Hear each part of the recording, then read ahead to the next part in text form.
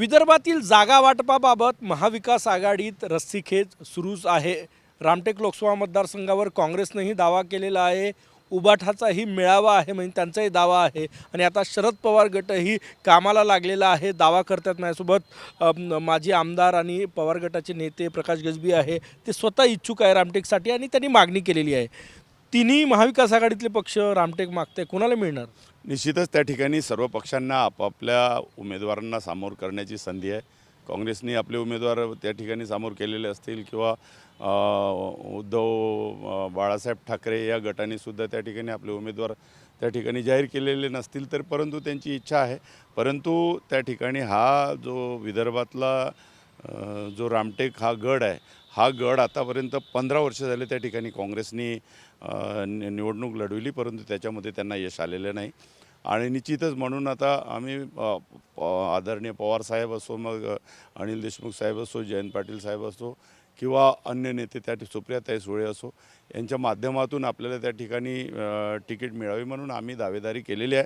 आणि या उमेदवाराच्या तुलनेमध्ये त्या ठिकाणी आपलं काम पण त्या ठिकाणी सरस आहे। मग ते राज्यात असो किंवा महापालिकेत असो किंवा ग्रामीण भागामध्ये असो, दोन आमचे त्या ठिकाणी आमदार आतापर्यंत राहिलेलेच आहे। अनिल बाबू देशमुख साहेब असो किंवा रमेश बंग साहेब असो किंवा अन्य श्रावण पराते उमरेडचे असोत किंवा अशी चांगली दिग्गज मंडळी त्या ठिकाणी पवारसाहेबांच्या नेतृत्वात काम करत आहेत। आणि पवारसाहेबांचं नेतृत्व आजही लोकांना मान्य आहे, उद्या पण मान्य आहे आणि काल पण मान्य होतं आणि आज पण प्रत्येक गावामध्ये पवारसाहेबाचा माणूस आहे।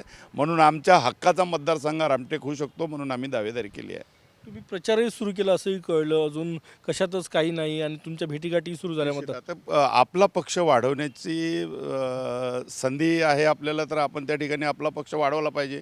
पवारसाहेबांचे विचार आम्ही लोकांपर्यंत पोहोचवले पाहिजे।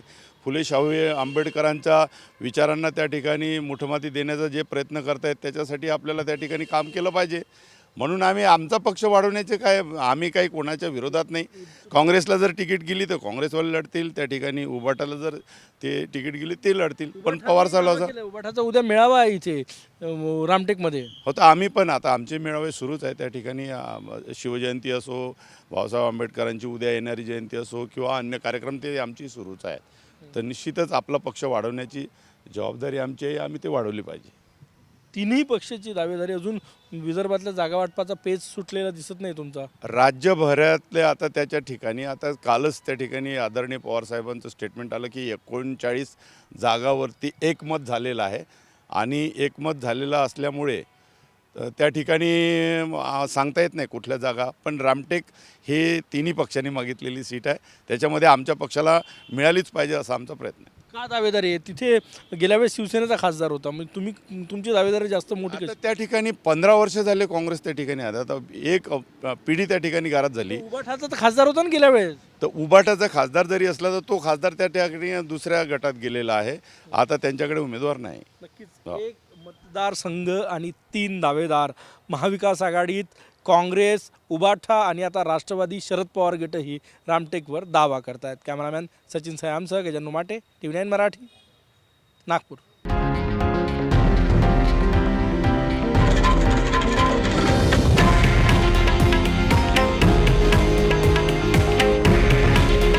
हे आहे देशातील नंबर 1 न्यूज नेटवर्क आणि आपण पाहत आहात TV9 मराठी। काळजी तुमची, हित महाराष्ट्राचं।